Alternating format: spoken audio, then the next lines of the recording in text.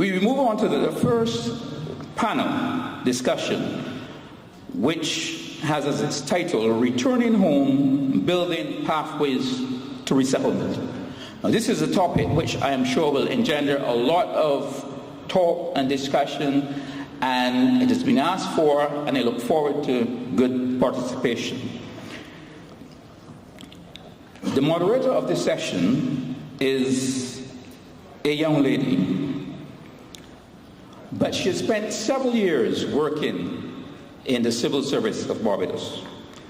I dare say she has spent several decades working in the civil service of Barbados. She has spent quite a bit of time at the Ministry of Foreign Affairs and Foreign Trade, and she was posted to the Barbados High Commission in Ottawa, where she gained very valuable experience in administration, managerial service, but also in dealing with nationals and all the special issues that they bring to the table. She's now head of the consular section of the Ministry of Foreign Affairs and Foreign Trade. So, ladies and gentlemen, please welcome as the moderator, Mrs. Natalie Cox. Mrs. Cox. Thank you, Euclid Goodman, for your very kind words. Euclid is our Minister Counselor at our High Commission in London, and he is one of a team of resource people that we have here today. And dare I say that, thank you very much.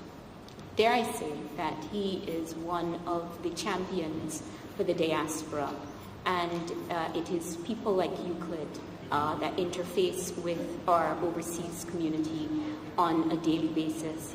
A few days ago, a gentleman who lives in England said to us that often we come and speak at these types of consultations, but then there isn't the follow-up. And I can assure you that there is follow-up.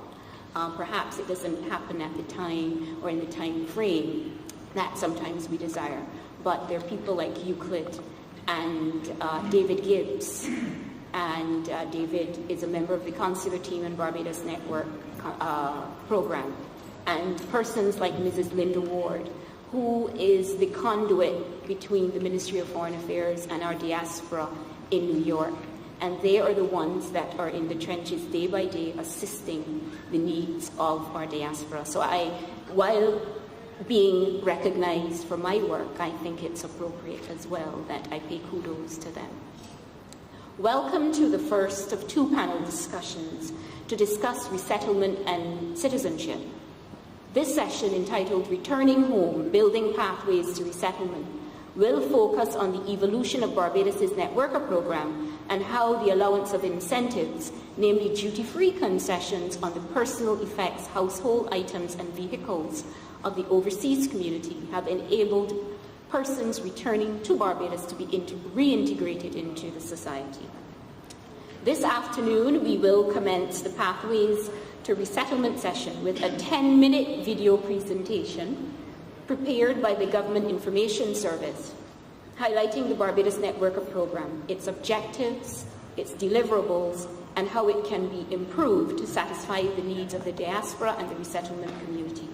Our panel consists of a diverse group of past and recent recipients of the program, shipping agents and car dealers, but their perspectives are equally vital to understanding and navigating the resettlement process.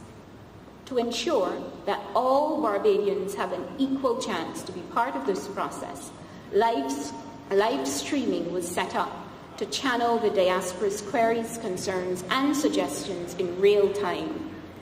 Our overseas audience, we welcome you, and we are therefore inviting you to direct your comments to Barbados Network 2014 at gmail.com. There, David Gibbs will be sourcing and accessing those emails. Our gratitude at this time is also extended to the LESC, Flo, and Mr. David Springer of Future Shock for their ongoing technical support. Mrs.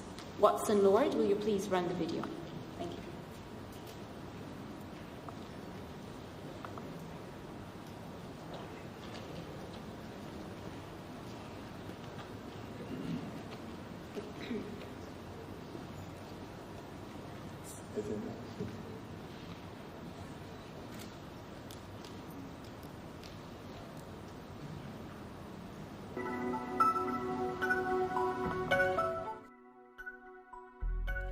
Faced with limited social and economic opportunities in the Caribbean over the years, thousands of West Indians have used migration as a means of improving their circumstances.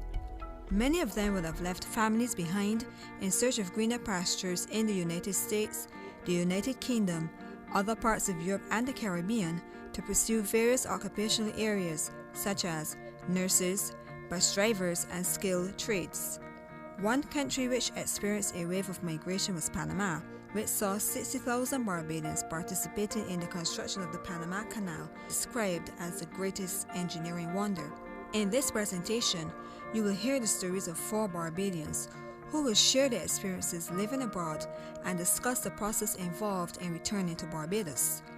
You will also hear from Senior Foreign Service Officer Natalie, who will speak to Resettlement and the Ministry's role in facilitating this, and Joseph Tudor from McInerney Quality Inc., who will go through the process of purchasing a vehicle duty-free.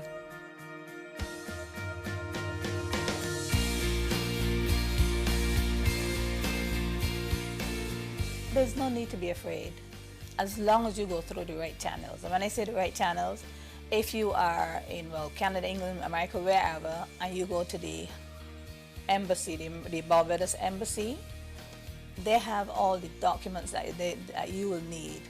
But don't be afraid to call Mr. David Gibbs.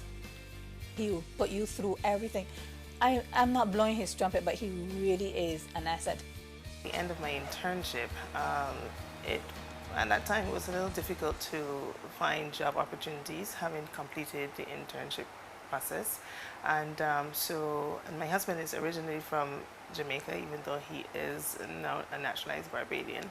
And we decided to settle in Jamaica. No matter where one is in the world, home is where the heart is. And our friends and loved ones are here. And we thought perhaps it's best to return to be around them. And also, we're both qualified physicians. I have my postgraduate degree in family medicine, and I've never offered that service to the Barbadian public. Once one makes a decision to return, it is a huge decision. And it's a financial burden. It's a emotional burden. You know, you're leaving the comfort of the place where you've lived for several years, and you've decided to take this plunge into the unknown. And you know, we've lived in 3 different countries. That's 3 different sets of furniture that we've acquired, and that's not easy to move from place to place, you know, without some difficulty. And essentially, the move in terms of the Ministry of Foreign Affairs, they did an impeccable job, I must say, in making the returning national comfortable. The information that is given online and when you actually speak to them is spot on. And from what I can see, they have made efforts in order to make the process of returning more comfortable for the returning national. One still then has to go and have the items cleared. Where that is concerned, the actual clearance of items, your experience will only be as good as your customs broker. Okay? They bridge the gap between the returning national and the Customs and Excise Department. And so the Return National booklet that's available online speaks about shopping around in terms of cost. But I would say definitely you're not only shopping around in terms of cost, but what you ought to shop around for is also quality. I spent 32 years in the Bermuda Police Service, and I rose through the ranks to become the Deputy Commissioner of Police in 2009. My police career was very enlightening. I enjoyed it tremendously, but I always had a heartfelt desire to retire and return to Barbados. My experience with the Ministry of Foreign Affairs was a really good one.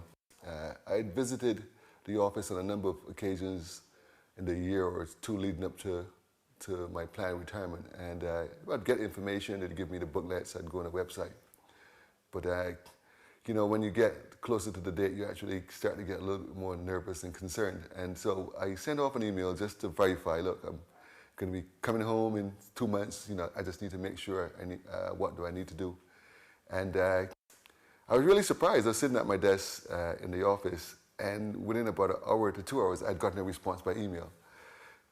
Sadly to say, that was not my normal response when dealing with government offices in Barbados. So I was quite impressed. So I sent another email back out and asked for some more information, and shortly again, email came back. And I sat there. I'm always an upbeat guy in the office. We worked for, it was the commissioner deputy and the assistant commissioners and superintendents. We worked from the same office. And I tried not to let anything that happened in the office affect my day. So I would, you know, I'd do crazy stuff. And the ladies in the office would laugh. I kept a Superman cape on my back of my chair in the office, and I would sometimes come out, you know, and say I'm ruling the world or whatever I did to keep the office light. But I think that day was extra special because I really had to, you know, they asked me what happened. They thought maybe I'd won the lottery or something. But I was so happy that I was able to feel comfortable just by those emails that the process was going to be easy. And the process was easy. When I came back, they told me to send them the information before I got here. I did that. I went into the office, got an appointment set up, and everything went smoothly. They actually bent over backward because I forgot my original documents. You know, they allowed me to use the email to download. You know, it was really, really, really good. And it was contrary to, you know, some of the stories that I heard about how difficult it was to relocate. And so my experience was that no, it wasn't difficult. And I have gotten most of my possessions. We imported a car, and I've got a container load of stuff to come in. And my experience was a good one. There's no difficulties at all. I'm 3 months into this relocation. I am as happy as a lark. I've had no regrets at all about returning and coming back to Barbados. Barbados is a very wonderful place. And I play golf. I'm going to say I'm a golfer. And I play with some people that are not from Barbados, and they enjoy Barbados tremendously. And I figured, you know, as a Barbadian, why not come back to Barbados and enjoy this life here? You know, it's a wonderful place, wonderful climate. You have all the amenities, and you know, and I also think, you know, that Barbados was the place where, you know, my neighbor's finger was cut. I went to school here, and if I have some money to spend in my retirement, then Barbados is the best place for me to spend it. Since April 1st of this year, government has realized that we can smoothen that transition process even better, and the cabinet has agreed that duty-free vehicles may be purchased in Barbados, but again, there are set requirements to ensure that this process is not abused. In the past, Barbadians have complained over the years that they require right-hand drive vehicles as opposed to the traditional left-hand drives that obtain in North America. And it's less of an encumbrance, and that is our policy to ensure that the transition for Barbadians are as smooth as possible, returning to Barbados after several years. In Barbados, they have to ensure with the car dealers that they've selected the car of choice, and they must transfer funds from an overseas account. This is a win-win situation for the government in that it allows us to get foreign exchange, much needed foreign exchange. I do welcome the development on behalf of all of the garages that presently operate in Barbados.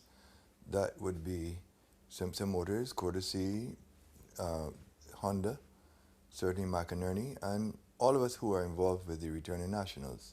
The ministry has clearly gathered data which can control the entire facilitation of the returning nationals by getting the personal effects and indeed their transportation back here, and not to make it cumbersome for them, because it's important for the economy for them to be back here, returning with their built houses, they still interact with us, and it's an important part of our economy.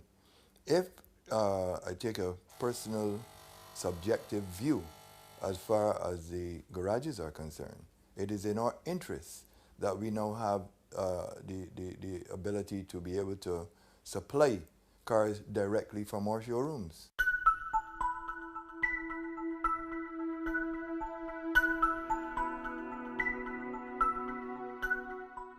Most recently, as of 2010, all Barbadians, irrespective of their age, can in fact return to the country so long as they are able to meet the application and procedural requirements of the Ministry of Foreign Affairs. Those requirements include they must provide proof that they're Barbadian citizens, they've lived abroad for 10 years, they have not spent 6 months or 183 days in Barbados for the duration of a 10-year period, and they must in fact be interviewed, vetted by the Ministry of Foreign Affairs to ensure that they meet our basic requirements. I always tell folks I live in the United States. Barbados will always be my home. And so I stuck to that. I knew one day I wanted to come back to these shores to kind of give back some of what I've gotten while living in the United States, any which way I can. I heard prior to my coming back, the perception was you're going to be terrorized by Ministry of Foreign Affairs. That was the perception. I have to admit that since some changes were made in the Ministry of Foreign Affairs, Maxine McLean took over.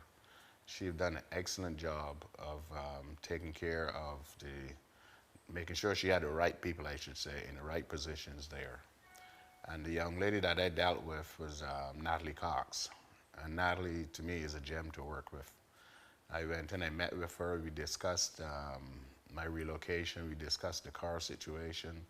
She gave me guidance and was always there anytime I had a question. You know, she gave me a phone number, just call me, stop in the office and see me, make sure everything goes smooth. And I can't thank her enough. She did an excellent job of helping me with my relocation. I didn't want to buy a left-hand drive car. I wanted a right-hand drive car. So I kind of forced that issue going back to prior to the Prime Minister's death, Mr. Thompson. I forged an issue where I put an initiative on so we could try to get the car here in Barbados with the same concessions. To me, it only made sense. Why send me to St. Lucia to pay St. Lucia the foreign currency, to pay St. Lucia dealer the money so he can make profit and all the derivative industries and stuff like that? I says, why isn't Barbados getting that? Thanks to Maxine McLean, it was pushed through. And I acquired that car. I picked it up in March this year as I started the process of relocating. Whether it is playing golf, giving back to charity, or hanging out with friends in one of several entertainment spots, Barbados is truly a paradise.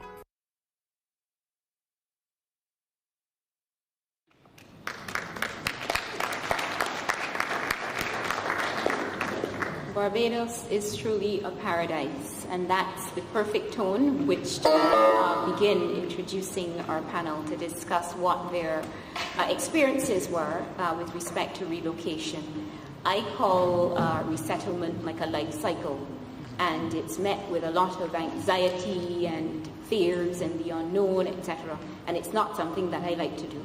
So PS, don't think anytime soon of posting me, because relocation is not something I do very well. Perhaps I shouldn't be saying that to my boss. But we have here on our panel Mr. Clement Maloney, and we'll begin with Mr. Maloney first of all. Mr. Maloney was one of the early recipients of what used to be the Returning National Program, which we all recall and we all know is a very ugly 2 words. So Barbados Network. Mr. Maloney emigrated to the United Kingdom at the age of 10. After several decades in the UK, he returned to Barbados in 2000 to give back to his homeland. And his experiences, the positives and the pitfalls, he has over the years been sharing with a number of returnees or persons who've returned. So Mr. Maloney now is fully integrated into Barbados. He sits on several boards and he's continually engaged in our system and our way of life here. So without further ado, I'd like to call on Mr. Maloney to address you all this evening to speak of his experiences. Thank you very much, Ms. Scott. Leaving Barbados and going to the UK was a journey everyone made. They also went to the United States, Canada, and the wider world. But everybody left Barbados. You may have gone at an early age like I went and gone through the education system rather than working here, and then made your home, have a family, meet with your friends you never knew that became friends from this island. Then, as it mushroomed out and more people came over the years from, well, when I went in 1961 until this present day, you got into little groups. Eventually clubs were formed. You carried on your own kind of work, whatever you did, professional, unprofessional, or whatever. But the essential thing was always to stay together. And those of you who live in the UK will almost know everyone that's come back here, because it was a very tight-knit community. Even though you may be from, let's say, the English Channel to the top of Scotland, you still had a link of some kind. With these clubs that were formed, at the last count, I had 9 clubs that are running successfully in England and 12 associations. Within that group, information was always fed between the United Kingdom and Barbados, how we were progressing and how we were doing up there. And it was reciprocated in the other direction. So there was a warm feeling that those who choose to come back will be fully up to speed with what was happening. In the early 80s, there was a drip of people starting to come, because some people went up to England, as you can imagine, at the age of between 30 and 40, etc. So their actual pension time was only going to be 25 years. So that is when the first drip starts. And that continued to its yield point in the early 2000s, where many came back and resettled into Barbados and its society at the then point in time. Right, making those decisions were not easy, because a life had been formulated that for some they had lived in England or the United States, etc., longer than they've actually lived in Barbados. They might have never taken a family member, maybe a lady or maybe a gentleman, from these shores, so you would have had connections with other bodies, which meant that you had some kind of separation in mind to say, I am going home. You also had to consider the other person's home. That was one of the stumbling blocks for a lot. And then children was obviously in place, and how do you bring them back at an age in their 20s or a little bit more? So the die-hard group, who were all Barbadian or all of the same Caribbean races, could come back easily. That dripped itself into, as I say, about 2000, up to about 2005 actually, to come back here. Through the associations in Barbados, a lot of information was then gathered. How do we do it? Where will we live? Who are our new friends that we are going to be meeting back here?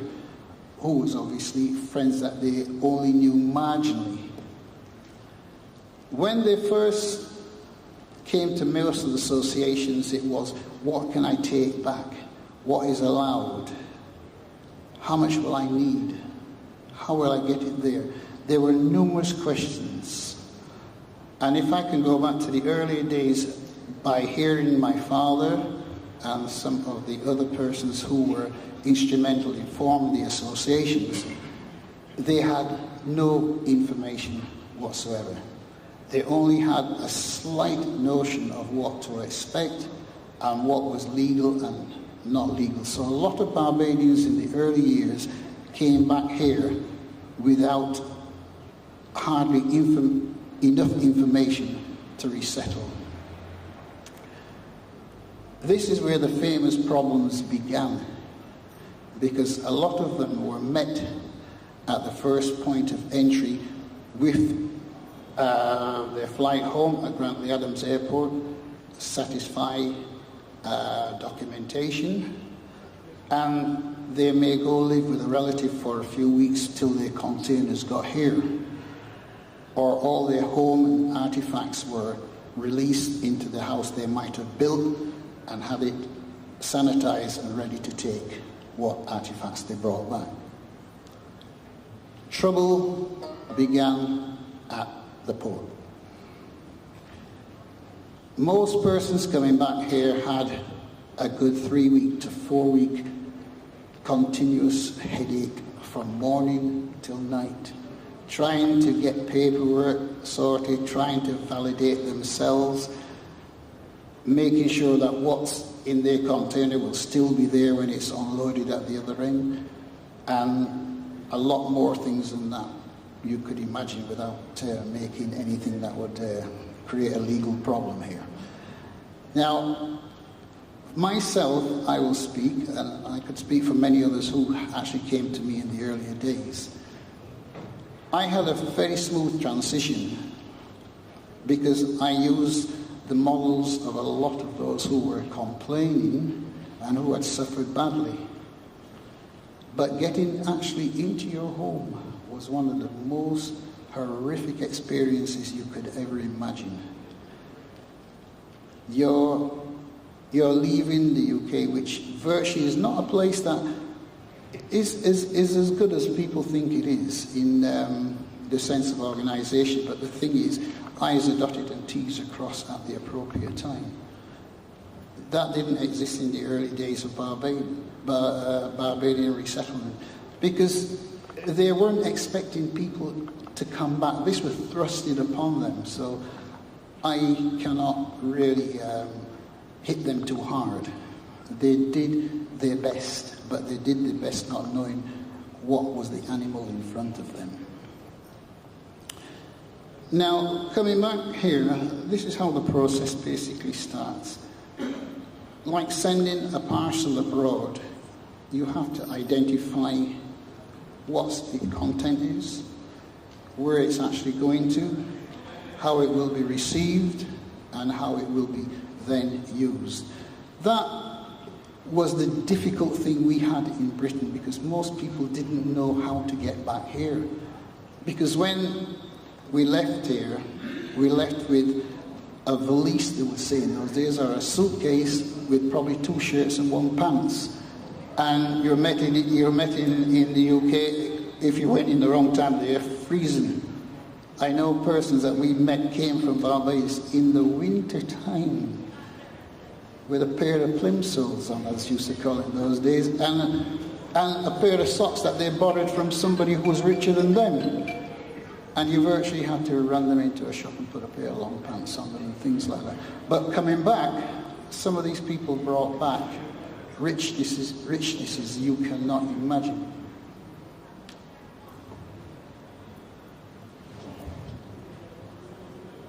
Okay. Do I have to run it now? Oh, okay. Sorry about that. I was enjoying floating to you, giving the experience. So coming back was a fantastic thing for everybody, but the problems were not. But they got better over the years, and I hope I can elaborate a little bit more, a bit longer. Thank you very much, Mr. Maloney. That bit of introspection, it was certainly useful, and I'm very, very pleased to say that a lot of the problems and the kinks that you mentioned have been ironed out. We're not perfect, but we are still striving. And I look fondly at some of the comments then that Mr. Henderson Griffith made about me in the clip, and I must tell you, it made a dark girl blush. So I'd like to turn over to Mr. Henderson Griffith.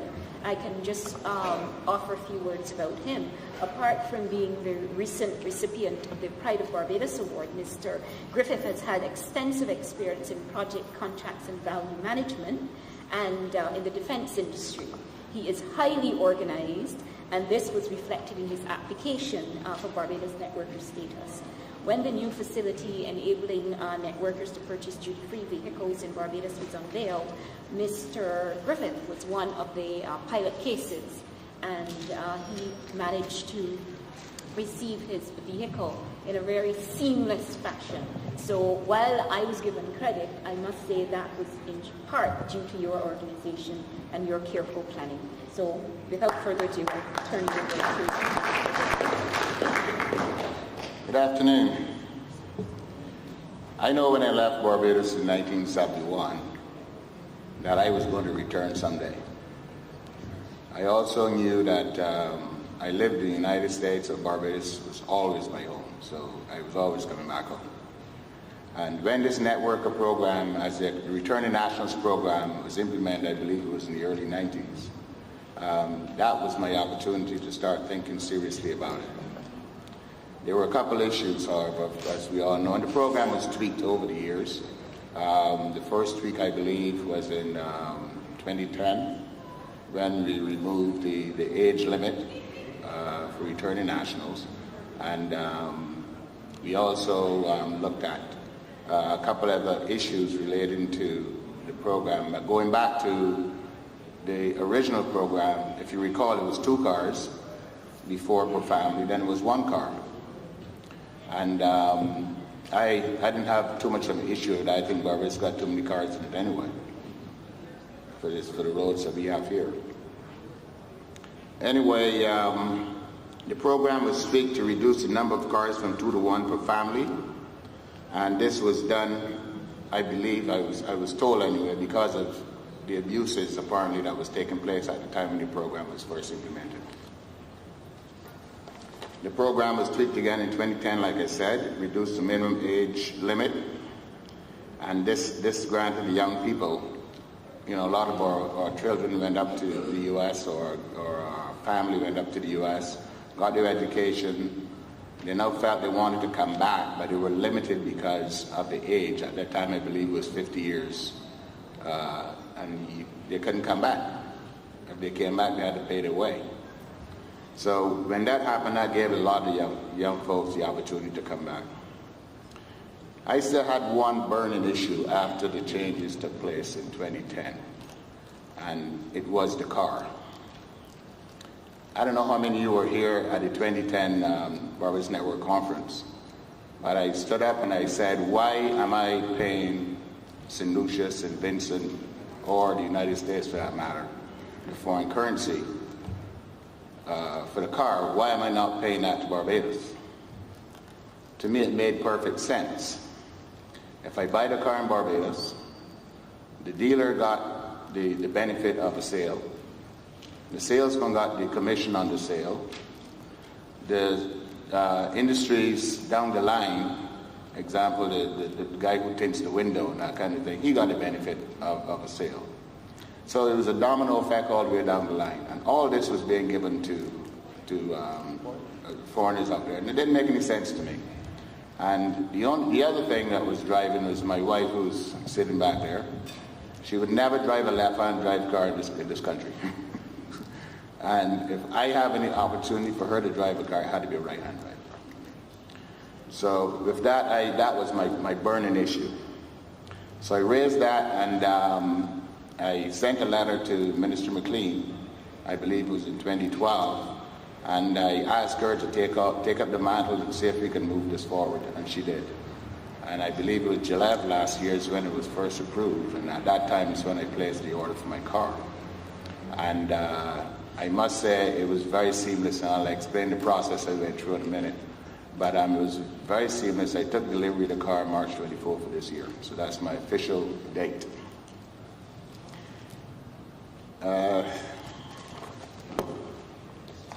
So what I'm going to do, from my perspective as a returning national, I took the guidelines and I brought them down to a Reader's Digest version. I went through the whole thing and I just picked out the highlights out of it, and I sent a copy of it to Natalie and asked her, do I have it right? She sent it back with one change and everything was good. So my advice to anyone planning to return, first is to start early. Don't wait until you want to come back in March, and this is January or December, and you start the process, you really need to start early. You need to understand the date that you're looking at, and my recommendation is to back off about 9 months to start the process. You need to have a couple of meetings with the ministry.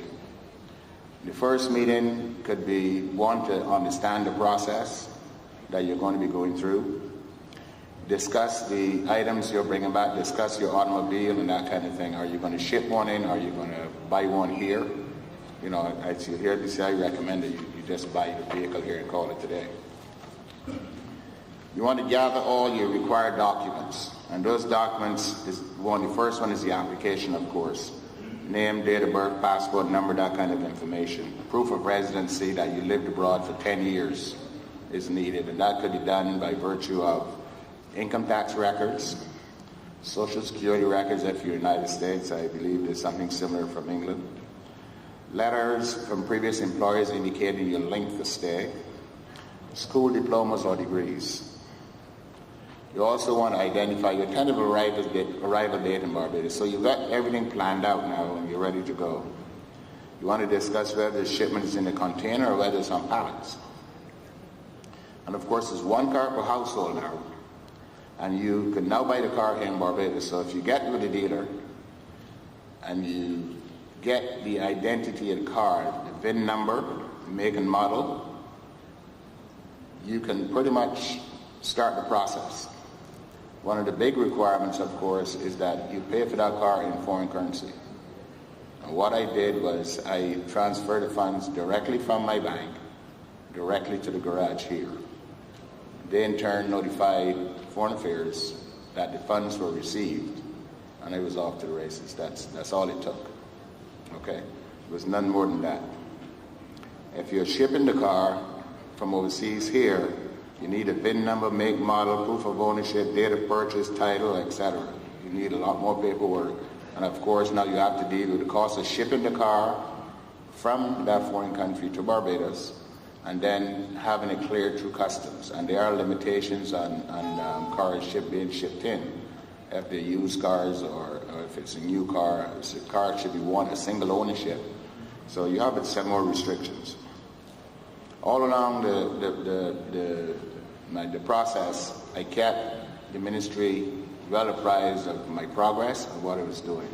I took an inventory of all the items I was shipping, and I sent it into to Natalie here, and she looked at it. She had that on her record. I sent a copy of it to the broker, and I can't impress enough the importance of getting a broker. Don't try to do this yourself. I saw what those brokers do. I saw the paperwork that they go through. They know exactly which buttons to push and who to go see to get you through the process. And so my advice, anyone that's returning home, don't do it yourself. Get a broker. It will cost you about $500, but that $500 is going to save you a hell of a lot of agony. So I'll suggest you get a broker. You want to schedule the final interview with the Ministry of Foreign Affairs and submit your application. One of the things about the car is that it must be retained for 5 years, and you need to prove to the ministry that you are the owner of the car, and you do that by virtue of the registration and the anniversary date of that car. In my case, it'd be the 24th of March. I will register the car and I'll take the paperwork into the ministry, and that will prove that I still own the car. It's no more than that.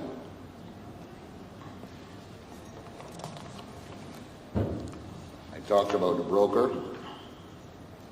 The broker do a number of things for you. I mean, my broker, he declared all the goods through the port. They facilitated getting the container delivered to the house, facilitated making sure the customs agents came to the house. And in most cases, you're probably going to get not just a regular customs guy, you're probably going to get someone from, I guess it was environmental, if you have wood, anything of wood in the car, in the container.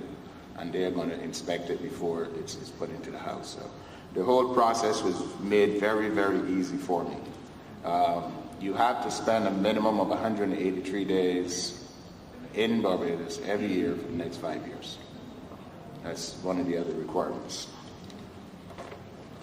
I think that was my experience. The way I did it, again, I took it down to a Reader's Digest version so that it make it very simple. You know, most of these documents, and I call them, they're written in legalese and that kind of thing. So I took the legalese out and made it something that a layman could understand. And I had it on my computer, and I was able to check everything as I go along. So I recommend highly anyone that's planning to return home that you start early, you notify Natalie or her replacement or whoever's in there, if she's not there, of your intention to return. But the process to me was very easy. I had no problem in customs, and I've heard horror stories about people returning home. Containers being kept in customs for a long period of times. And what I have found in talking to some people, it wasn't necessarily the fault of the guidelines, is that some people just didn't understand the guidelines. Okay, now that I think that's why I took it upon myself to make sure I understood it. And one of the things I was told one time is that the guidelines could change while you're back overseas. And Natalie would tell you, so, you know, the guidelines can't change once I have this interview. It got to be the same, because if I'm over there and I put a container on the ship and you change the guidelines in the middle of that, what am I going to do? Okay, so she assured me that wouldn't happen, and it didn't happen. But overall, my experience was very good, and I encourage anyone planning to return to make the move. Don't be afraid of customs, don't be afraid of ministry, just come on in. Natalie wouldn't bite you, she's pretty nice. Thank you very much. It's harmless as a dove. Thank you very much, Mr. Griffith. Out of curiosity, how many persons at this point are contemplating returning or resettling in Barbados? At least one person? One person. How far advanced are you, sir? You can shout back to me, that's okay. Okay, all right. Well, Mr. Griffith's advice was as good as gold. And if there are still any issues with clarity for you, I think the best thing is to consult the source, because one of the things that we found at the ministry is that Barbados networkers are very well intentioned, and sometimes their particular situation may be somewhat different from your own. So the best way to verify and to ensure that you are fully in alignment with what the regulations are, call us. Don't ever think that you're bothering us. We're there to serve you. So please, reach out when the need arises. Okay. Moving right along, because I am cued that there are some time constraints. So the next person is Mr. Johnny Tudor, who for many Barbadians is really quite popular. And he is a car dealer here in Barbados at MQI. He's a consultant and dealer par excellence. Mr. Tudor has had the distinction of viewing this Barbados Networker program from many lenses, and even as a former cabinet minister. So without belaboring the point, I would just ask Mr. Johnny Tudor to make his presentation and to speak about the program, particularly in relation to cars. And he has a surprise for you all too. So. Yeah, thank you, Natalie. And let me say a very special welcome to all of the distinguished delegates who are attending this conference.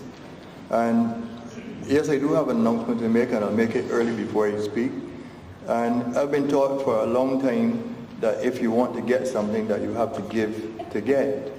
So during my presentation, I have brought along with me a BMW watch and a BMW leather purse for a young lady. Now, I've asked the members that are present to fill out a little form and put your names on it, because just during my speech I will do a draw with my marketing manager, who I would like to recognize now, Mrs. Margaret Hoyt. She's sales executive manager of McInerney Quality Inc. And I would like to publicly compliment her, because she has played a major role in making sure that McInerney contributes to the society, and that McInerney is part of all of our cultural development, our schools, or sports figures. And Margaret is the single-handedly individual who makes sure that we spend our money in the right places to get to the Republic of Barbados, to give back to the Republic of Barbados. And last night she called me and she said, I just can't speak. I have to give the delegates something. I said, but I can't give the delegates 100 BMW watches. So anyhow, we're here today and we're going to do a draw. But let me say, this is a very special occasion for us in Barbados, because I think that the conference itself has had a tremendous impact on the respect that has to be paid to the Barbadian diaspora who lives in the United Kingdom, in the United States, and Canada. Many of them whom I've interacted with overseas and in all of the markets have always said that once they have traveled overseas, we who remain in Barbados seem to have a level of disrespect for those who have gone in the overseas market, and that we should treat them with disdain when they seek to return to Barbados. I think that that is extremely unfortunate, because this country must understand that when, for example, if I give a very brief example, a Barbadian family travels to either the United Kingdom or Canada and they acquire a pension and they return to Barbados, that pension comes back to Barbados in foreign currency, and it is exchanged for our local currency, which has a tremendous impact on the entire economy. And I must tell you that I was very close to our late great father of independence, the Right Honorable, the Right Excellent Earl Walton Barrow. And he said two very strange things to me, in that he said that to Barbados, he said that he would probably not like to see a cane blade in Barbados. And I agreed with him, because cutting canes was hard work. And it was not a job that I think that a small island of intelligent people like we are would want to go to the university and then go and cut canes. He had a tremendous vision. And the second thing he said to me, he says, you know, Barbados is for Barbadians. And whether they are Barbadians in the United Kingdom, in London, or they have gone away and done well, I want them to come back here. I want them to return to Barbados, because this is their home. And they should come back home and spend time with their broad hats, play golf, exactly what they're doing. They are perfect examples of the dream of the Right Excellent Earl Walton Barrow. And I'm proud to be part of a platform that seeks now to make life easy for them when they return here. I myself had to make a confession, like my colleague, the Right Excellent Evelyn Graves, who is sitting in the audience, because he was in cabinet as well when we decided that we would facilitate. It was under the Democratic Labour Party's early 90 government, from 1991 to 1994, that determined that we should treat our nationals from abroad with the level of respect that they deserve. We made some mistakes in that we did not make sure that the system was as it is today. But you know what? It is better to start and then improve rather than not to start at all. Because as I said earlier, the importance of the diaspora returning to Barbados is respect for us, and we who live in Barbados have to respect those who have gone and are not coming back. If you do not have that respect and courtesy, then this country will never grow. It is sad if we have to depend, for example, on foreign tour operators to send visitors to Barbados. When the Minister of Education in Barbados recently said that we have to get more children, but the ones who went overseas got a lot of children. And they need to send the children back here and bring them back to enjoy this magnificent environment that we have in Barbados. You cannot find a better environment in the world. And we cannot keep crying down this beautiful island, because this is a model that is the envy of several countries throughout the entire world, this little island. So one of the areas where we have, in fact I should add, that I am very sorry that I am not a returning national. Because the price that I will pay for the BMW that you should buy is significantly less than where I live here and have to pay the duty. So if I have a problem, I have a problem because you have a tremendous advantage in coming back and paying significantly less than what you have to pay who stayed and work. And there are some of the arguments that you would hear locally. What the Barbadians don't understand is the tremendous contribution that the returning nationals are making to the economy that we cannot make. And that's the difference. So we have to give concessions and grant open arms as fellow Barbadians to these wonderful people who have done Barbados proud in the overseas country.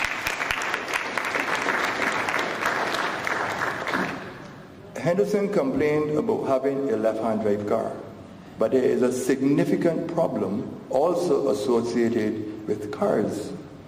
Many individuals do not understand that cars that are made in Europe or in the United States or in Canada are what are determined to be cold climate versions.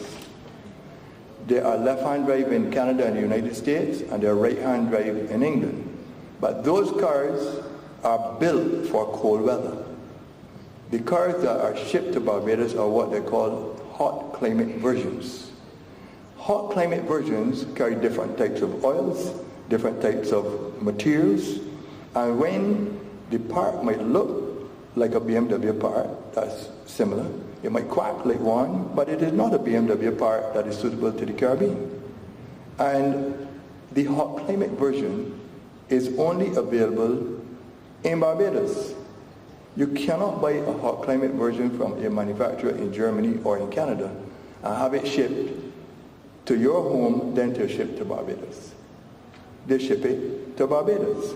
And the old-time system that we had did not allow invoicing to take place directly from the manufacturer to Barbados in the name of an individual, because Barbados has very strict trade rules that we follow. And I will add that Barbados is one of the most honest and disciplined trading countries you can find anywhere in the world. Very, very disciplined. And I resent anybody crying down our customs departments or our ministries, because wherever you see or you see ratings of the integrity of the system of trading, Barbados has to rate as one of the most honest and non-corrupt countries wherever you go in this world. So basically, as I will add and support what the ministry, and I must compliment Natalie, because Natalie has brought a sense of fresh air. It has been very frustrating for us in the car industry, and I was about to apologize on behalf of myself and the Honorable Evelyn Graves, His Excellency, because when we first started, we did not anticipate all of the associated problems that would have occurred. But thanks to the intervention of gentlemen like my fellow panelists today, where he came in 2010 and made the point, a lot of what he has demonstrated is what Natalie and I ironed out with some of the other garages. And today, we are now comfortable because we are struggling with the thought that rather than us earn foreign exchange in Barbados by the transfer of money to pay for these cars, we employ staff, and things are tough. And even though many of the Barbadians who have gone overseas, when they left, we would have had 20,000 cars, there are now 130,000 cars in Barbados. You said that there are too many, but I wish that there will be 200,000. Because that will ensure that the over 4,000 people who are employed in the industry in Barbados will keep their jobs. Because at the end of the day, we have a responsibility to make sure that Barbados is not only a beautiful place, but that our people are working, are comfortable, that we can live in harmony in this country. But I welcome the intervention. McInerney has a wide variety of cars. We represent the Kia brand, which is now taken on an international flair. We used to have, when it was first made by the Koreans, we had a taste in Barbados that a car had to be made in the United Kingdom. That has that still presides. We have the Ford cars, which have a very long association with Barbados. We have the Mazda cars, which also had a big reputation in Barbados. And of course, I have been involved with the BMW and Mini brand for just under 20 years. So I am very, very comfortable working with the members of the diaspora, and I'm glad that we are roaming in UK right now and United States and Canada, and I hope that you can see the reflection of the sun on me, that we are warm in a beautiful place, and we are ready to facilitate your return to Barbados, and we certainly will welcome you to come to our company at McInerney in Wildy and have a choice of whichever car that you want. And be assured that we have professional engineers here. We have a high class facility, and believe me, in transferring funds to our accounting department, it is done at the highest level with a tremendous amount of integrity. So let me thank you and wish you all very well, and I hope that some lucky person wins this magnificent watch and this wonderful person. God bless you. Thank you very much, Mr. Tudor. I can't top that, so I'll be quiet and lead on. I would wish to recognize the Right Excellent, former His Excellency, Evelyn Graves, and his lovely wife. I have had the great honor of serving in Ottawa with them, and he was a tremendous boss and a great human being. So, sir, I wish to say thank you. The next panelist is Mr. John Morris. Now, I have been in communication with John for several months and never ever seen what he looked like. And he's tall and handsome and dashing.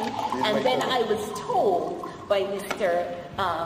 Johnny Tudor, you know, John is my first cousin, so only in Barbados, right?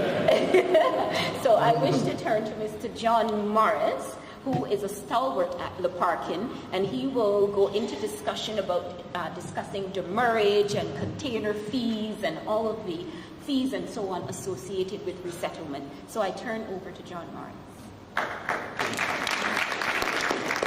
Well, good afternoon. Thanks very much for the introduction. Government ministers, past and present, ministry officials, networkers, ladies and gentlemen, good afternoon.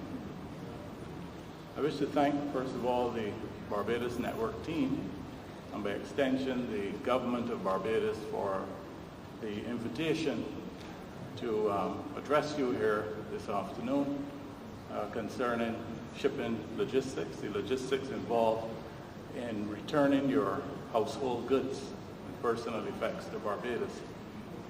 Before doing so, I think you should allow me to say a little bit about myself, because I certainly did not provide the bio that was requested.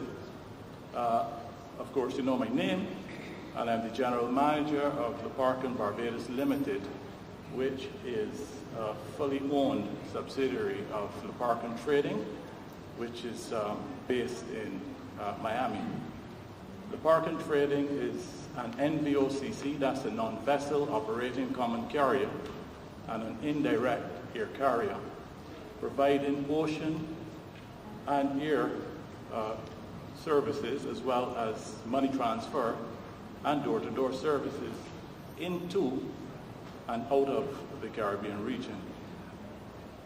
My shipping experience spans 40 years and includes all aspects of shipping logistics. I have benefited from formal training in maritime trade and transport, freight forwarding, shipping agency management, and ship husbandry. My hands-on experience in the field has been most instructive. Over the years, I have managed local logistics for a number of returning nationals, now referred to as networkers. It is for this reason that I believe I have something to share with you this afternoon. As indicated earlier, and I do not know actually the time limit as such, but I don't. Thank you. As indicated earlier, the focus of my presentation will be on the logistics involved in moving networkers' belongings from abroad to your residence in Barbados. The Ministry of Foreign Affairs and Foreign Trade's website and booklet provide 5 steps that you should take in executing the process. Namely, 1, immediately consult their website.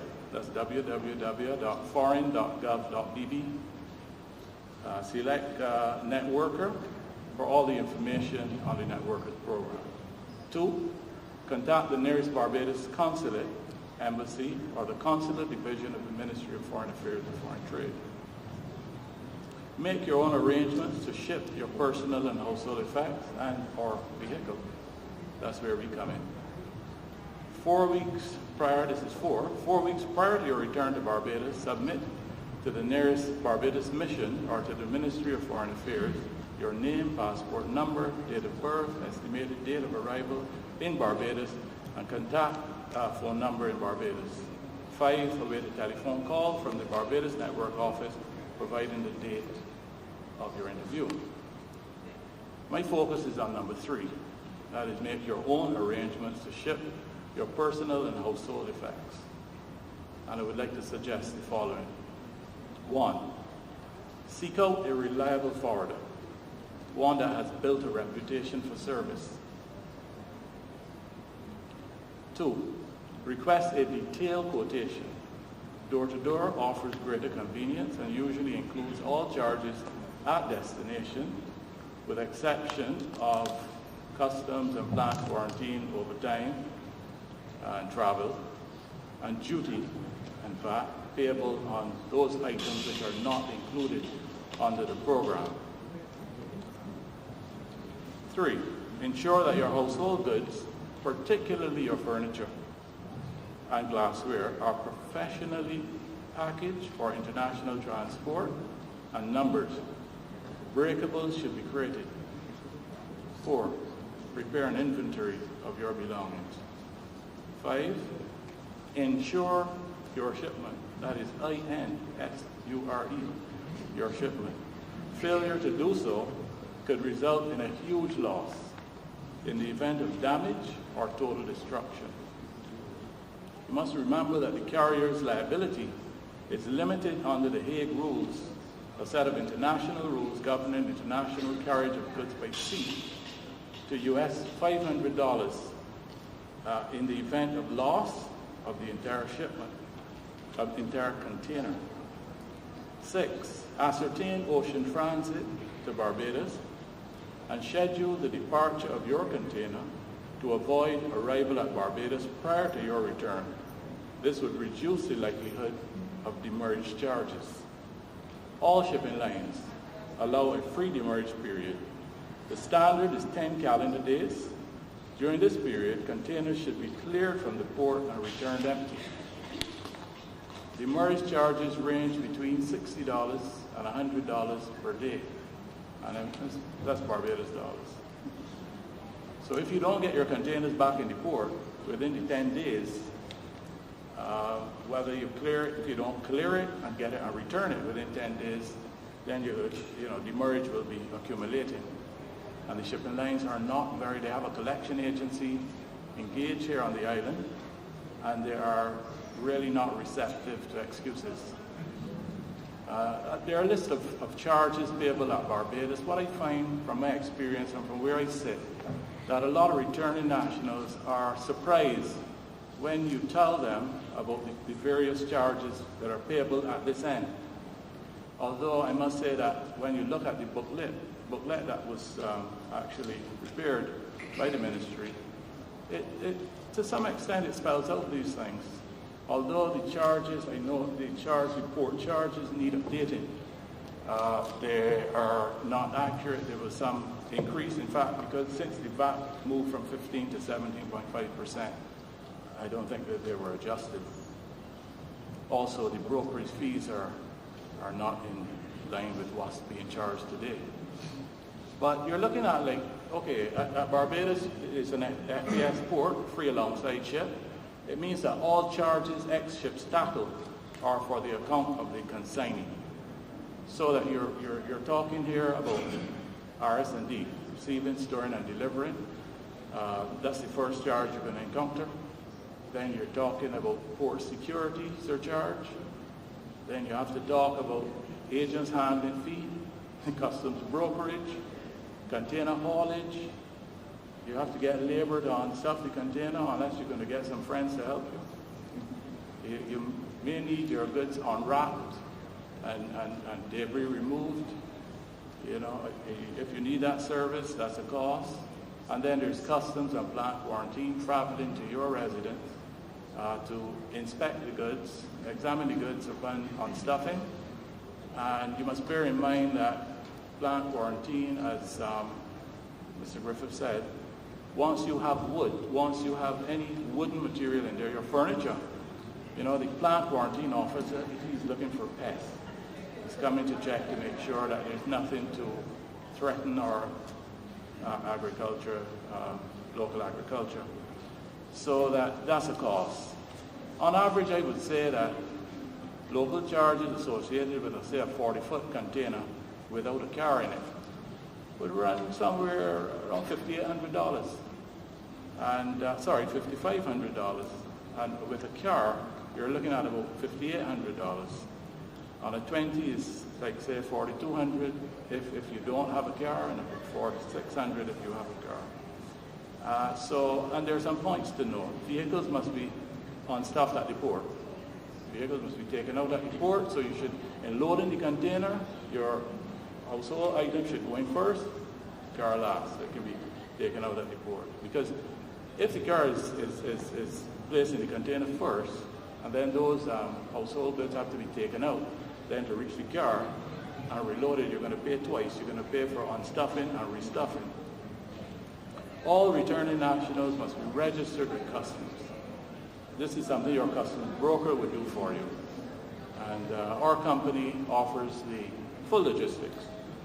But as I said, this is something the broker would do for you. And you need a Barbados ID. You need a letter from the Barbados Network office confirming your status as a returning national. The request is sent to the customs, well, now to the Barbados Revenue Authority, and that process, in the past, the process took a few days because there was always a problem. There's a code they have to put in, a customs procedural code to indicate that you're a returning national, and there were challenges with that, serious challenges, which would have delayed. Some of you would have had the experience returning home. That was a real problem. But I'm happy to say that it appears as though it is working a lot better now, and that seems to be a thing of the past.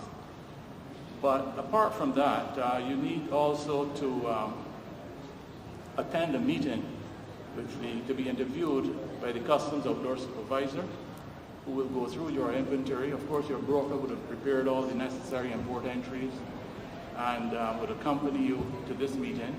And at that meeting, they're going to examine, as I said, the inventory and ask you a few questions. They want to know if you have any building material or any items which are not covered under the program. And it is important that you make that declaration. You should declare that to your broker up front. He'll ask you that anyhow.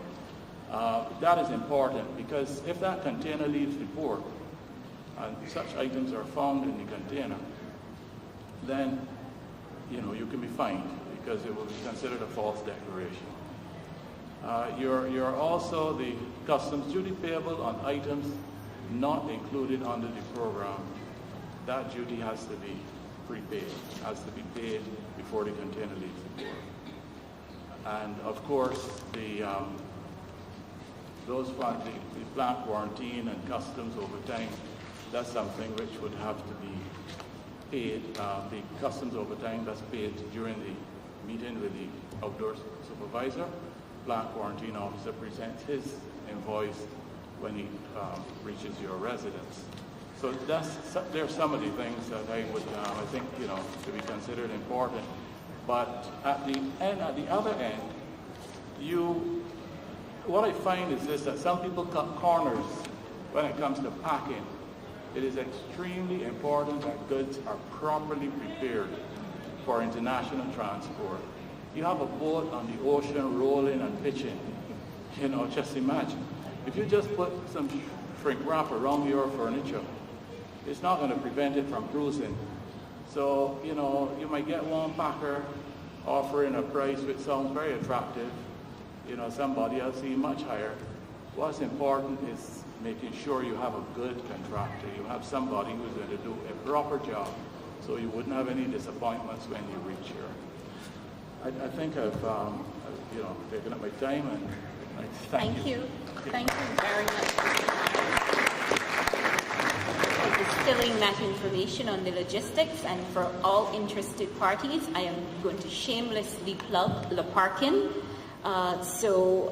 Please, if you are very interested in returning to Barbados and resettling, one of the premier agencies in Barbados to contact would be Laparkan Limited and Mr. John Morris.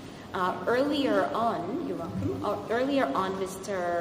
Tudor indicated that he would have persons in the audience to write their names for a raffle of sorts, a draw. So he's ready. Yeah, and I would like to invite our marketing sales manager and the representative who would have gathered all of those names and draws to be drawn now, so we can create a little excitement. So we can get all those names in, and somebody's going to win a lovely $1,500 watch here now.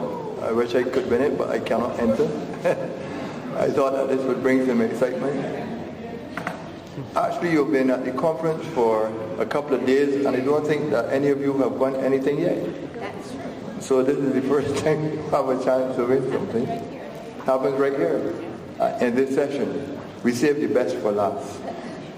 And I was very impressed actually with John's presentation just now in terms of what you really have to go through, because it will avoid a lot of unnecessary hassle.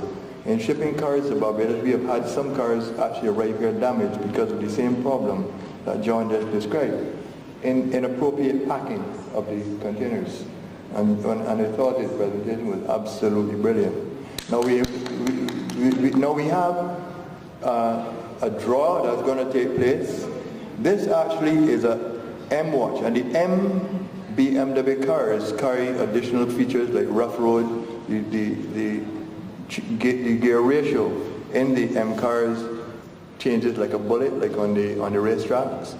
And this watch really is one that depicts the full M series, M Sport series.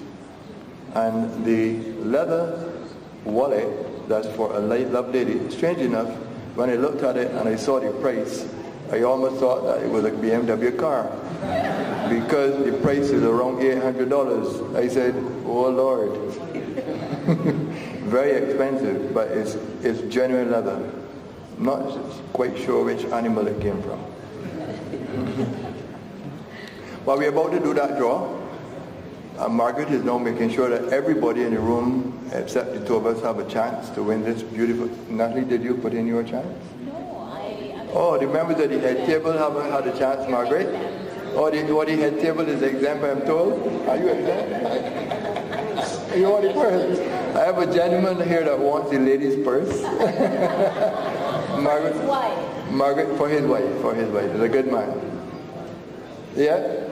Anyone at the head table who wants to join, feel free to join. He's going to join. And we must ask email address? The most distinguished.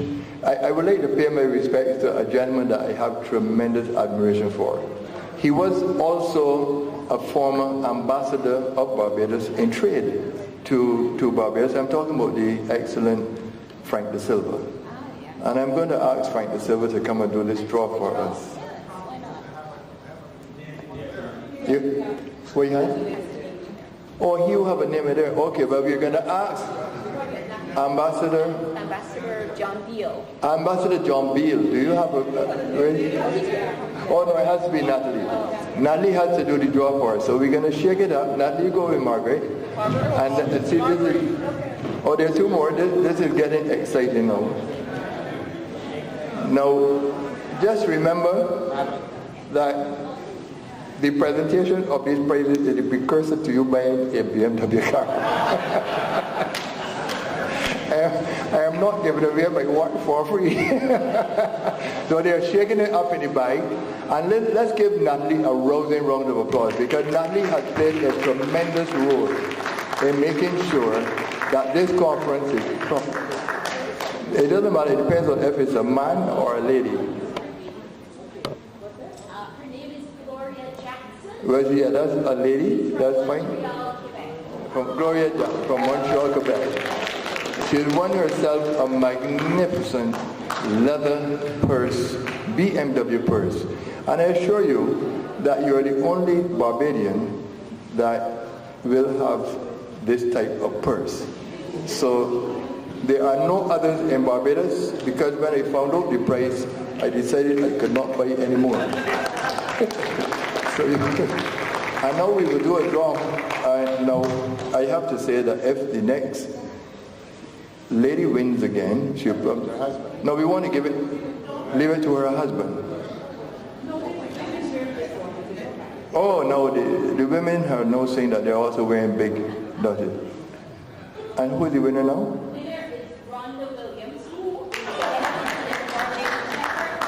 Rhonda Williams, congratulations, darling. Unfortunately, Margaret will present it to you, but you now have to give this to your husband.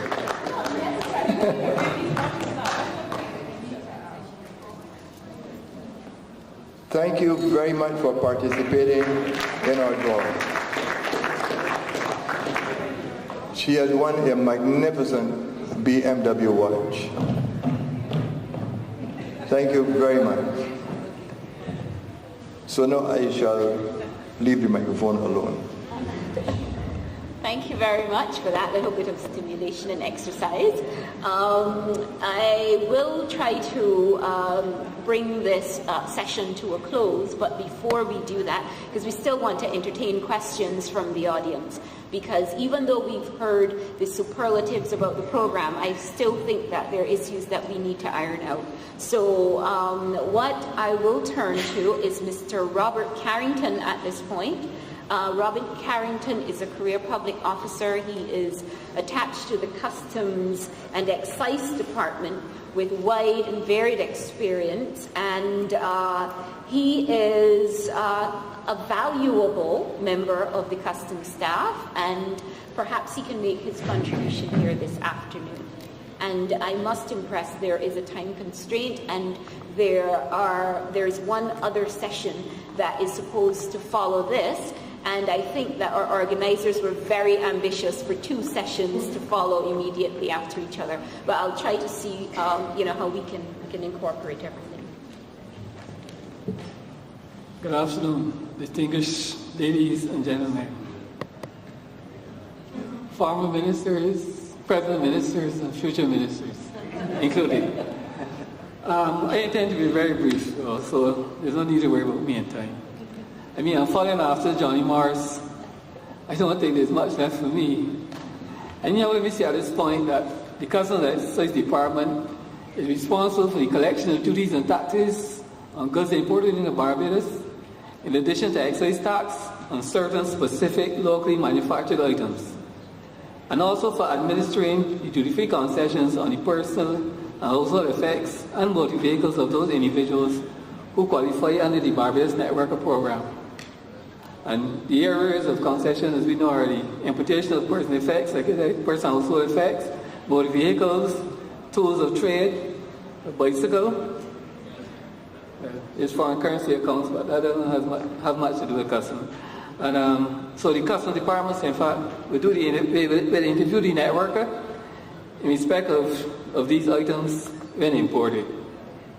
And that, ladies and gentlemen, is my brief presentation. Short and sweet. The next and final panelist for this session is Ms. Sandra Olton, who is owner-manager of Peak Customs Agency, and she's a certified customs broker.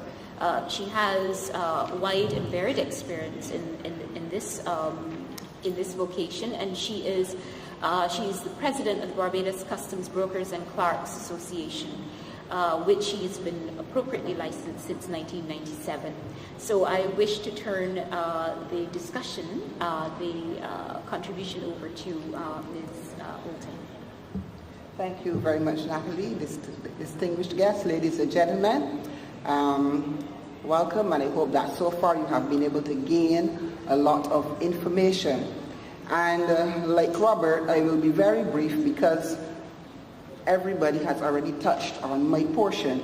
Starting from when you are overseas and you are thinking about coming to Barbados, you first need to speak with somebody, a reputable company. You need to speak with your consulate in whichever country you are in.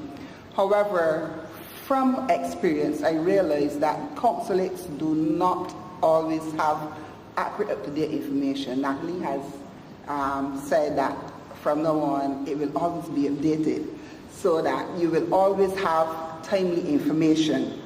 And when you get to Barbados, our job, usually people contact us when you get to Barbados.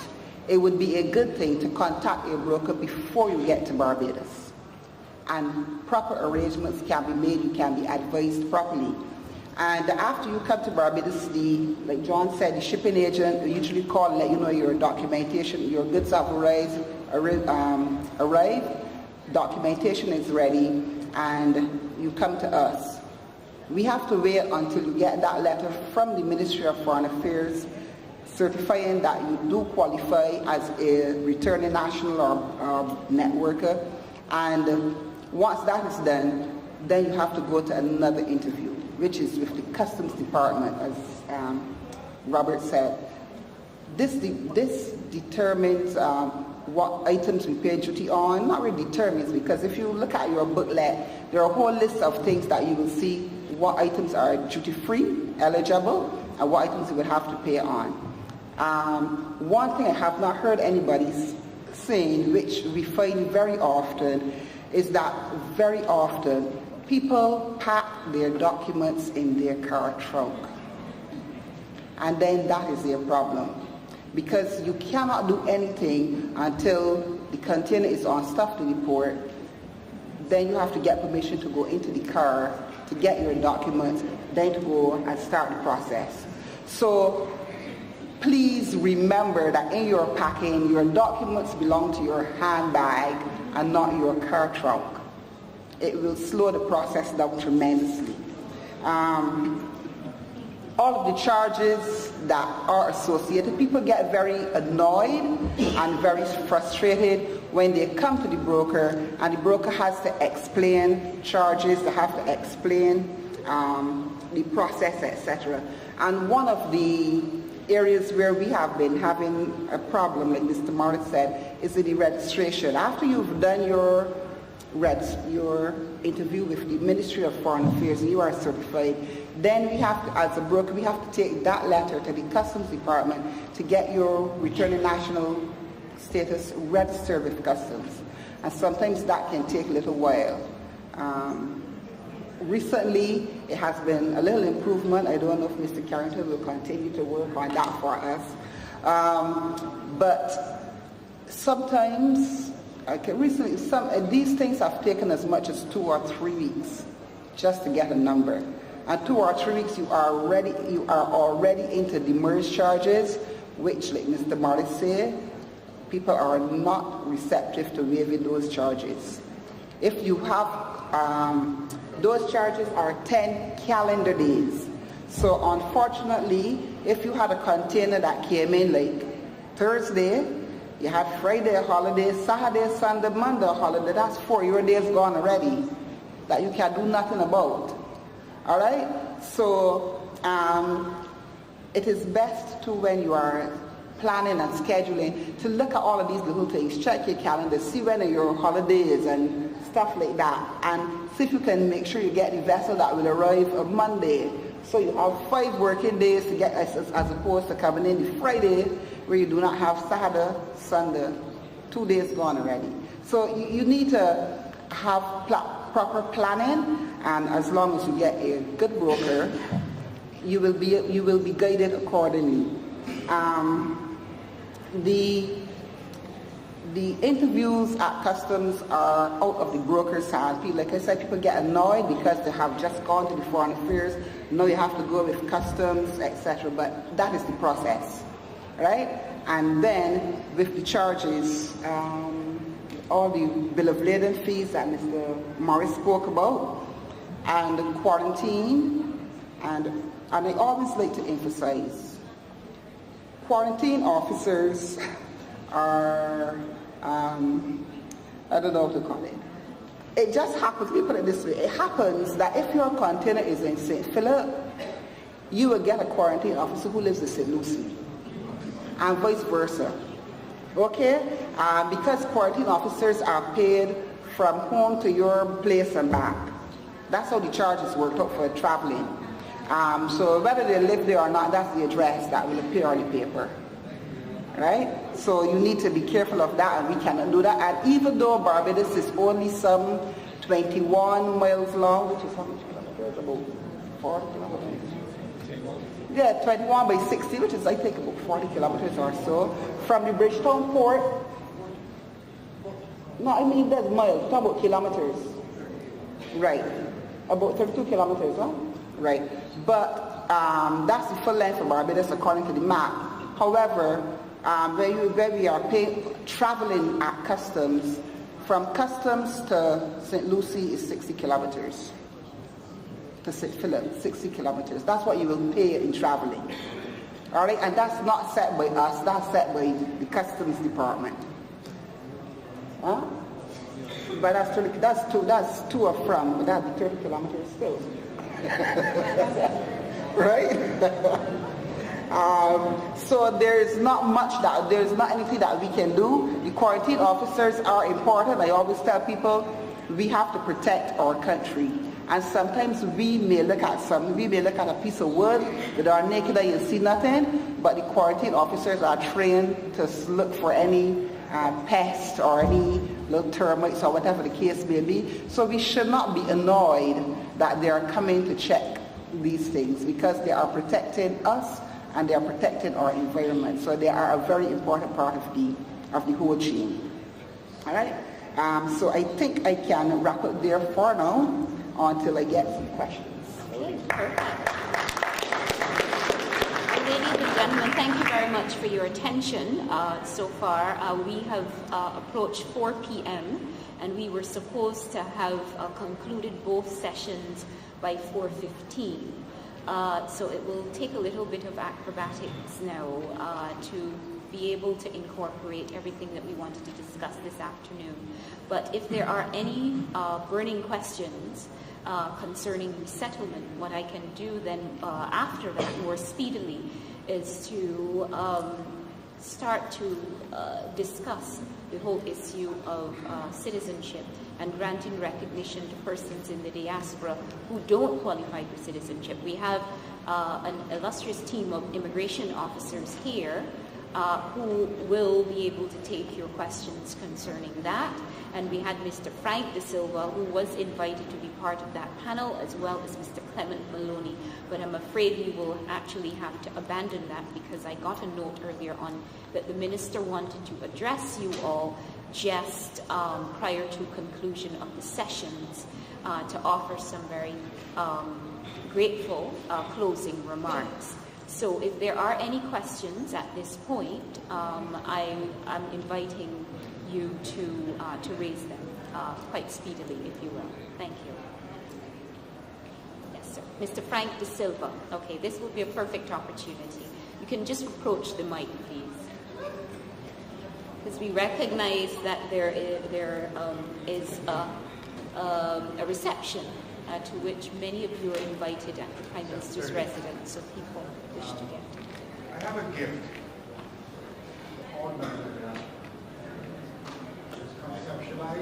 I think you need to switch the mic on. I think it may be off, because we're not really hearing you that. Hello, yes. There we go.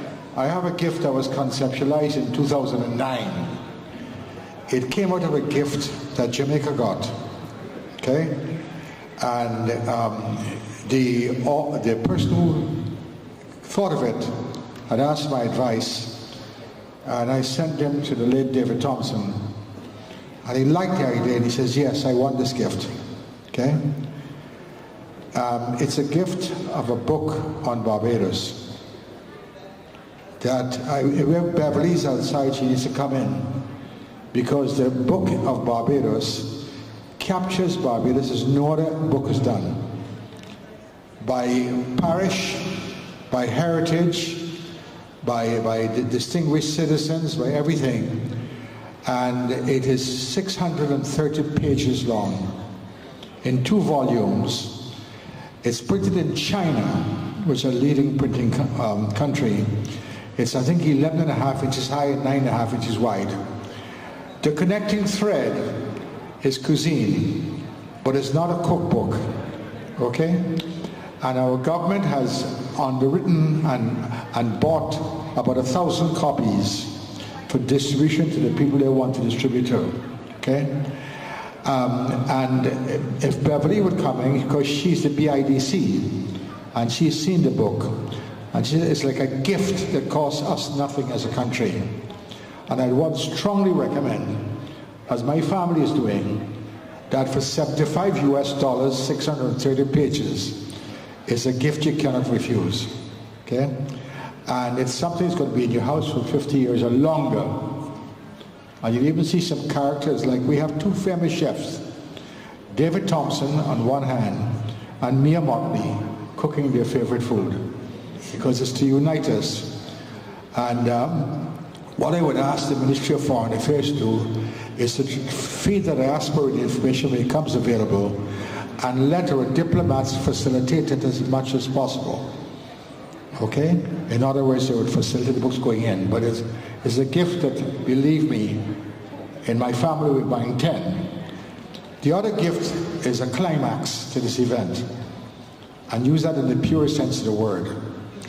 Let us see a little bit about Barbados Theatre, either tomorrow night or Saturday night, at a place called the Reggae Lounge. It's our culture is what binds us together, and it is very affordable. It's not a hallway; it's a restaurant run by a famous Barbadian by the name of Maloney. There's more than one Barbadian with that name, and it starts at 7:30 p.m. And I do have some leaflets to pass out. It's done by 2 people called David Neelands and his wonderful wife Rosemary. And you will capture a little bit of what makes us different. So I want to thank you very much indeed. Let me also say in closing that I understand you need to get back, but where you are, you're the most valuable asset we have. I want you to understand what I'm saying. Barbadians living outside of Barbados are highly respected, and they have become like citizens ambassadors. And I myself was so impressed in my 8 years as a diplomat that I feel that our government should explore the possibility on merit on giving national honors to Barbadians who are serving us at no cost. Okay? And I hope that the media will run with that, because it's outside the box. Not that the little flying fish is not important, but you do jobs for us at no cost that make us very valuable. So I just want to say that with you, okay? And while we need you back here, work for us wherever you are. And I take it diaspora means anywhere in the world. Thank you very, very much, Thank you. Mr. De Silva, for your contribution. To compensate for the lack of the second session, what I will ask the GIS to facilitate a video presentation at a later date to be decided with immigration and with other stakeholders and partners of the Ministry of Foreign Affairs to address the issue of connectivity and the importance of granting recognition and special status to members of our diaspora who do not qualify for citizenship. They have been extremely gracious. I've been working with the Chief Immigration Officer, and she's been extremely gracious to allow for the possibility of immigrant status to be granted on a very special case basis for persons who can trace their heritage to Barbados. So ladies and gentlemen, I thank you so very much for your attention and the engagement, all the contributions that have been made on the panel, for GIS for that exemplary video presentation. And I recognize the presence of the Minister. She wishes to have some very closing remarks, and I'll refer to Mr. Euclid Goodman, our Minister Councillor in London, to make that introduction. So please feel free. Thank you all very much for coming, and our sincerest appreciation to you. We will continue to serve you in the best way we can. Thank you. Thank you very much, Ms. Natalie Cox. And I would like to also join in complimenting Natalie on all the improvements that she has done to the returning national system, making people feel so welcome and highly favored to be back in Barbados, their homeland. Ladies and gentlemen, diplomats and all other distinguished persons, I now invite to the lectern to speak to you the Minister of Foreign Affairs and Foreign Trade, Senator the Honourable Maxine McLean. Senator McLean.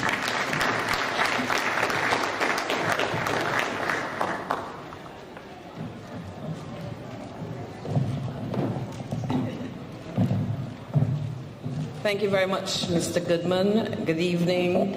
For those of you who continue to be here with us, I know some of you are watching the weather, but we know what time of the year this is. We have had some serious drought, so we appreciate the water. I do not propose to speak for a very long time. I just want to say to all who have made this third Barbados National Consultation, or as we call it, our third Diaspora Conference, a success.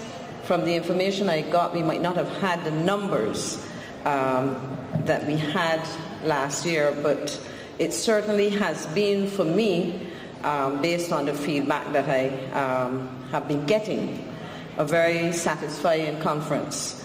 And you, those who would have participated, traveled to Barbados, those of you who are here and would have participated for the first time or even the second or third time, and all who presented would have made it a success. I want to take this opportunity to publicly thank the team.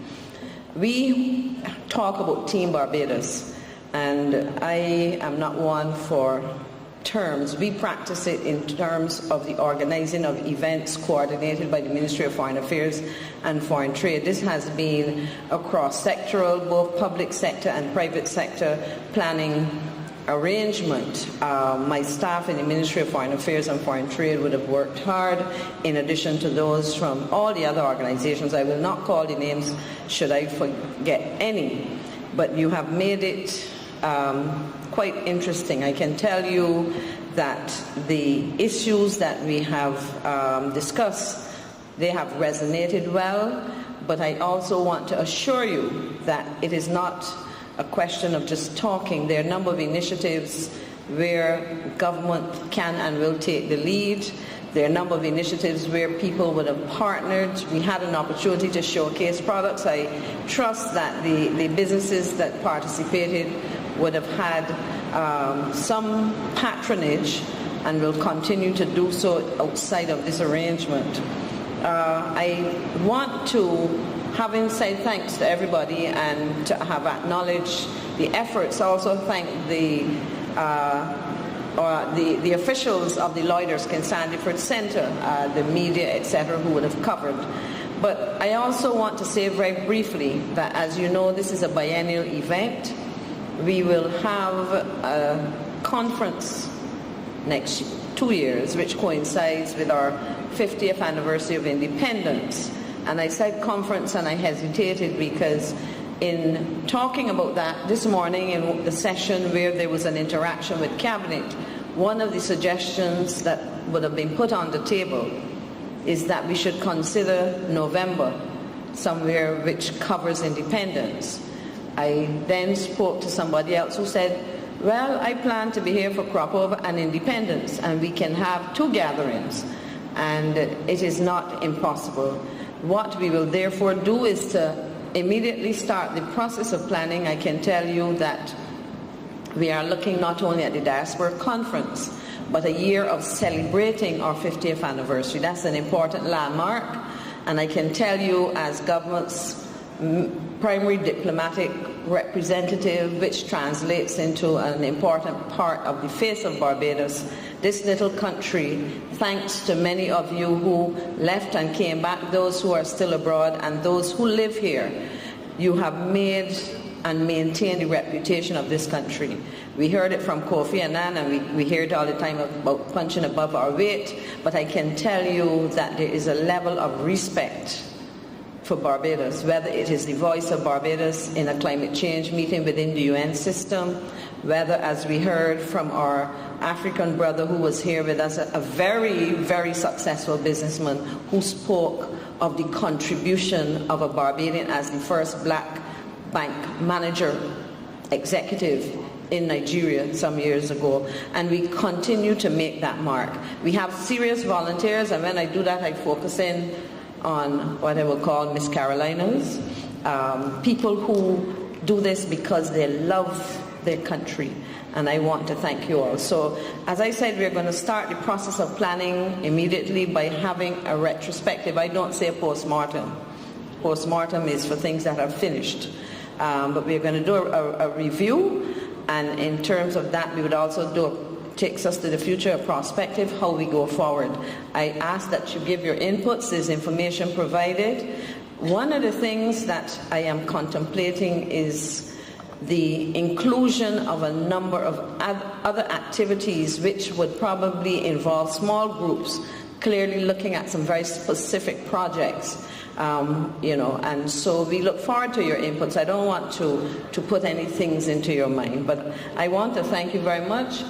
I believe that this helps us to reinforce what it means to be Barbadian. I also would want to flag that we want to thank also very much two delegations, one very small, that is the representative from Cuba. Last conference we had a couple more people, but I can tell you that on the visit of the Right Honorable Prime Minister to Cuba early this year, I stood back because I'd experienced it before, but I stood back and watched him as he entered a room of maybe 60 or so persons from Cuba. And then he started to hear the names and saw the faces. It was like standing in a room at a PTA meeting or something where you were looking at Barbadians. The same experience you get when you go to Panama.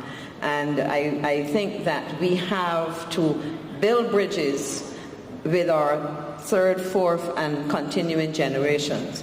I would also want to hear, as we talk about continuing the work, not only of what we want to do for the next conference, but what we must do on an ongoing basis in your organizations and in your families to continue to take that very important message of what it means to be a Barbadian. And I will just share two examples of that. One, recently a young man came to me having discovered, quote unquote, Shirley Chisholm. And as a young man, he discovered that she was schooled in Barbados, but I have a news for him. I propose to introduce him to her sister who lives in Barbados. But he was very enthused because he had read about her, and he read about the influence that she had, and she spoke of her Barbadian education. And the last one I would share with you, many of you would see him would know of him, and that is the Attorney General of the United States, Eric Holder Jr. And two things about him stand up in my mind. One was that when he became Attorney General, in one of his first speeches, he attributed much of what he had to his Bajan upbringing. His father instilled in him, I think his mother also had Barbadian connections, instilled in him the values that would have contributed to his achievement. And the second one was when he arrived in Barbados on an official visit soon after becoming Attorney General.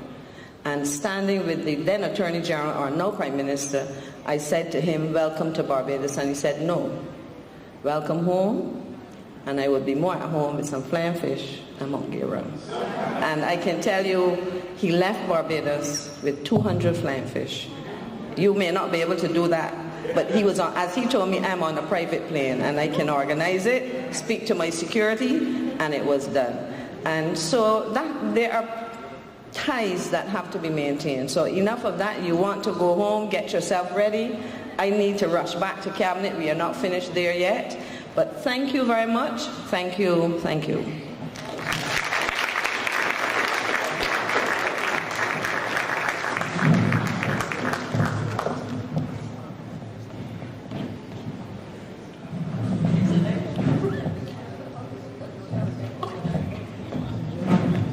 Thank you all very much for coming. And before you go, I would, in local parlance with young people, and shout out to David Gibbs. Much of what I do on a daily basis and the consular team would not be possible without him. So for members of the consular team, on behalf of them, I thank you for coming and continually contribute to the process and build stronger connections with the diaspora. Thank you.